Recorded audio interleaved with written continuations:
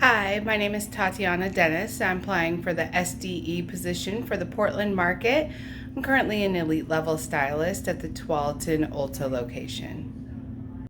I am going to be showing you today a super easy placement for really efficient and full coverage partial highlight that will make you more money in less time, because we want to work smarter, not harder, right? So this is my lovely guest, Chelsea. So Chelsea hasn't had her hair colored in quite some time. She has about 6 inches of regrowth. Luckily, last time we did kind of a balayage, soft start, so it grew out really beautifully. She could totally get away with not doing it, but we want to brighten her up and add some more dimension. Chelsea, are you looking for like a full highlight? Do you want to have your highlights all the way up to your root area, or do you want to stick with the kind of balayage feel? Probably more a balayage. More of a balayage feel? Okay. But definitely brighten it up and move it up. You know what? Let's do it all over. Do it all over? Okay. Sounds good. I haven't done that in a while. I know. So we're going to be... Alright, so we are going to start sectioning Chelsea's hair. So typically, where are you parting your hair? Pretty much down the middle. Okay, middle-ish? Yeah, probably, yeah. So, I like to take my top mohawk section. I want to make sure that I incorporate the part fully in that section. So, if she parts in the middle, I can just take a center mohawk part.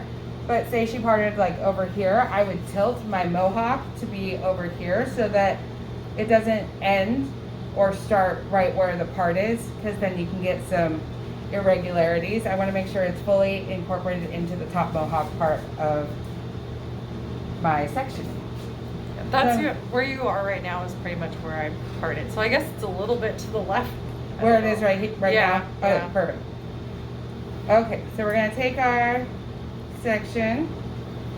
I'm going to the top apex or highest point of the head as the end of this section.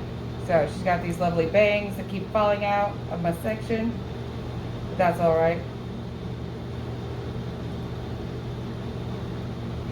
I'm actually going to section out her bangs because I like to do the bangs in kind of their own little section. So here's our bang section, or fringe, whatever you want to call it. And we'll section that off. Then I will go following that part line. Turn. Yay. And follow that down to right behind the ear. And that will be our next section. Grab a clip. And repeat on the other side. Pull your guest's hair. Just teasing. Only if they're not cooperating, right? Okay. So then we're into our back section. So you can see now that we have our top mohawk section. Move this a little further up. And there's the part. Look up a little bit for me, Chelsea. Perfect. So there's our part line right there. I'm going to take it diagonal back and then diagonal back on this side to form a triangular section in the back part of the head. Like that. So this little triangle is going to give us optimum coverage without having to do too many boils through the back, and not having any weird spaces where it looks like she didn't get color. It's an optical illusion. Alright, so there is our sectioning. So I'm going to start mixing. I have been blessed enough to have my friend let me use her salon studio while she is out on medical leave so that we have privacy and can do this awesome video for you guys. So I'm going to be utilizing her product, which is Paul Mitchell Synchro Lift. It's the Synchro Lift Plus. Gives us 9 levels of lift. So it's got a potato starch base, so it's really nice and hydrating and gentle on the hair. And it's pretty nice and thick, which I enjoy because it helps it stick to the foils better. I'm utilizing 20 volume cream developer, and I did 1 ounce of powdered lightener to 2 ounces of developer. Then we'll mix with a whisk to ensure that it's thoroughly mixed. I like to weigh all of my product so that it's identical each time that I mix it, just for the, keeping it consistent. So there's our product, and let's get started. Okay, so I'm going to go ahead and braid the bottom part of Chelsea's hair just to keep it out of my way and keep my working area nice and clean. Braid, braid, braid. And then just,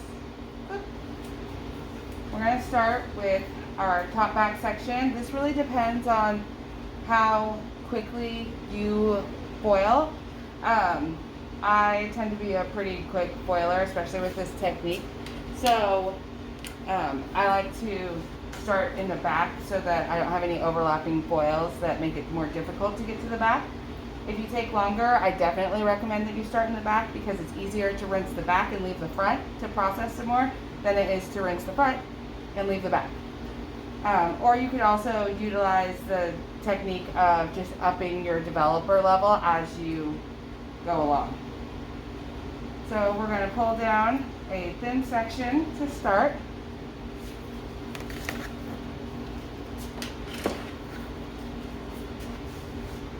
So in this section, I'm going to do the very first foil and the very last one or two in a bounce weave. So we're just going to do a nice, fine, tight bounce weave. And that'll help diffuse the line there. Gotta look down a little bit for me. Don't be afraid to ask your guests to move their head in a way that helps you do your job as efficiently and well as possible. So we're going to take our sections following that diagonal back line. I'm going to pull down to her line of demarcation and then kind of feather into some of the darker pieces that she has going on here because it was a weave last time. Pulled our foils all nice. So that first one is done, and it was a bounce weave. Our next section, we're going to drop down. I want it to be pretty fine, or pretty blonde. So I'm taking finer sections, but they're about double the width of the section I'm going to be highlighting. So she'll have 50% of her hair highlight. So I'm going to skim the top off.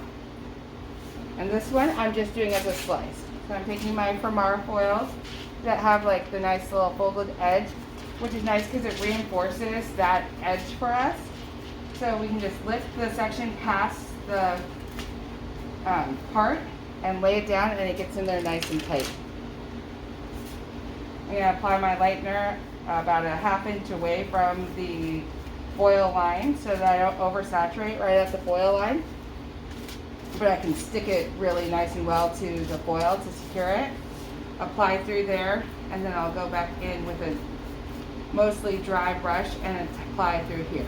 This hair is newer hair, so the keratin protein in it hasn't fully hardened, and it has the added advantage of being right near the scalp, so it has the body heat that's going to help it along. It doesn't need as much product to reach the same result. So we're going to continue through this section, going at the same diagonal back on this angle. We're not going to switch to the other diagonal back. Just pick one side and go all the way through the section that direction.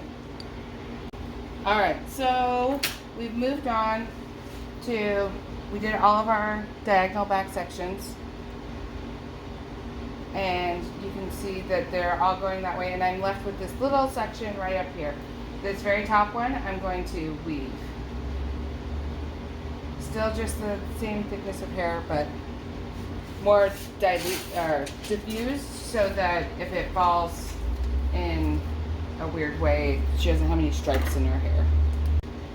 So we're all done with that back triangle section. I'm going to undo her loose little braid here and incorporate this hair into that as well to keep it out of my way again.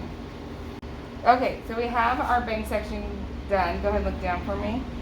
So you can see that even the foils follow the lines of my section. So I fold them to the width of the section and at an angle.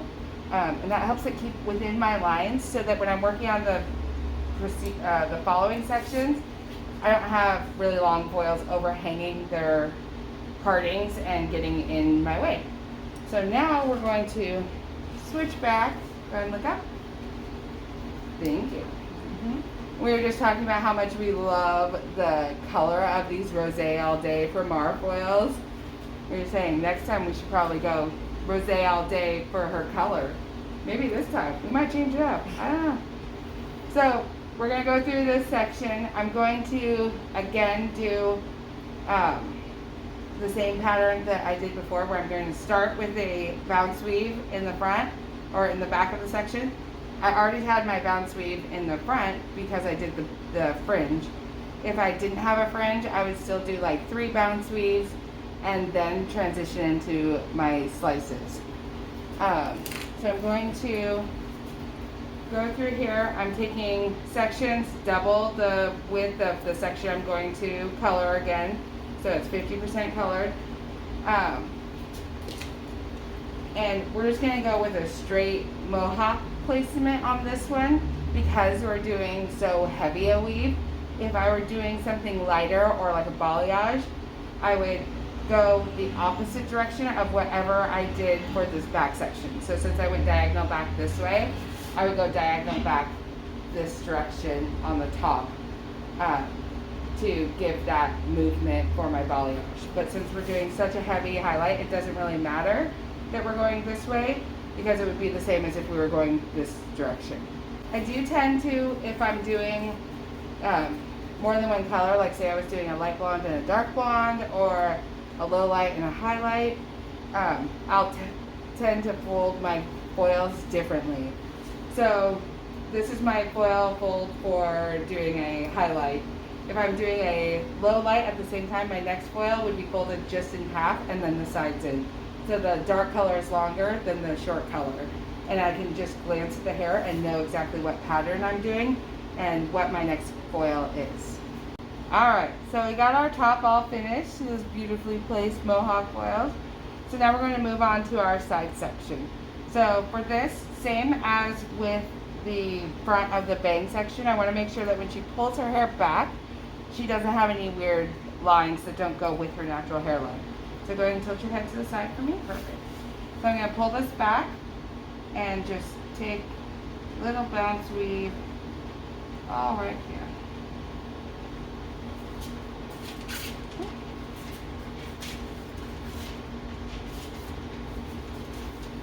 Now we're going to go the opposite direction, just like so.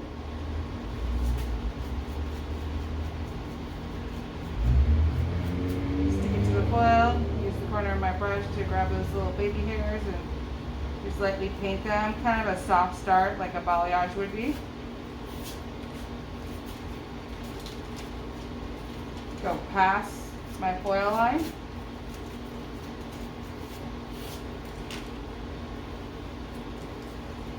Fold it back.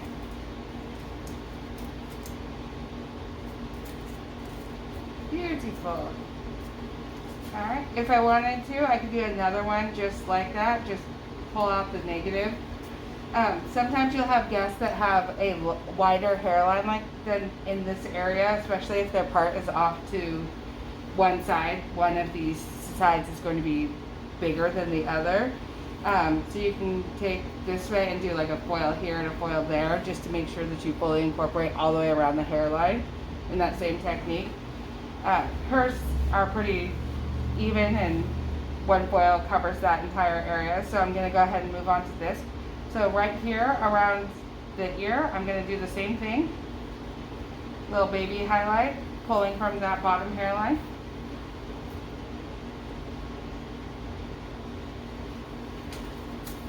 Taking my foil, grab some foil, put it in the hair. Now, I'm going to be an expert songwriter someday, can you tell? Alright, a little bit of product. Get it up away from the face.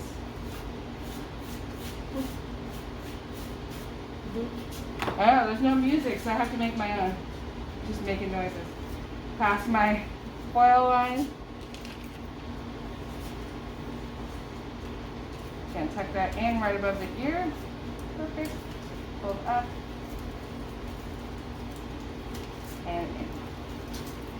There we go. So now we have our hairline all nice and foiled, no hard lines. So we're gonna go diagonal, slight diagonal back through this section now. You can look straight here.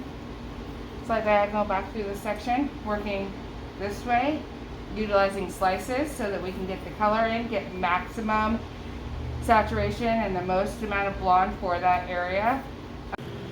We're all foiled. Now we process. Alright, so she's almost there. We're getting ready to rinse. We have her lifted to a beautiful level 10, just super pale yellow. I'm going to bring her into the cooler realm with a 10 PA, which is a pearl ash in the demi. Very similar to Redken Shades EQ. So since she has an abundance of hair, we're going to use the entire 2-ounce bottle. Sorry.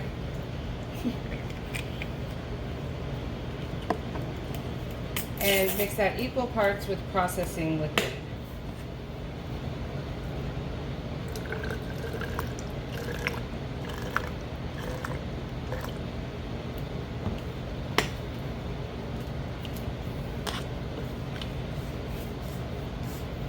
All right, let's do this.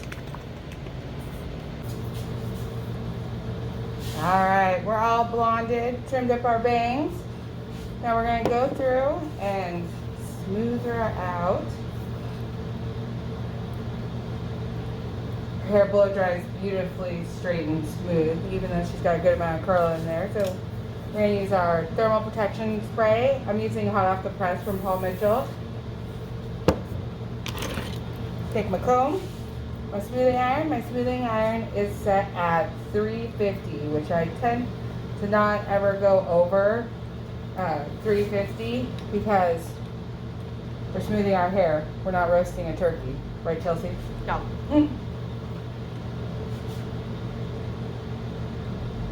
Nice, smooth, long strokes. None of the like super fast I've never done that. strokes. What? Super fast strokes.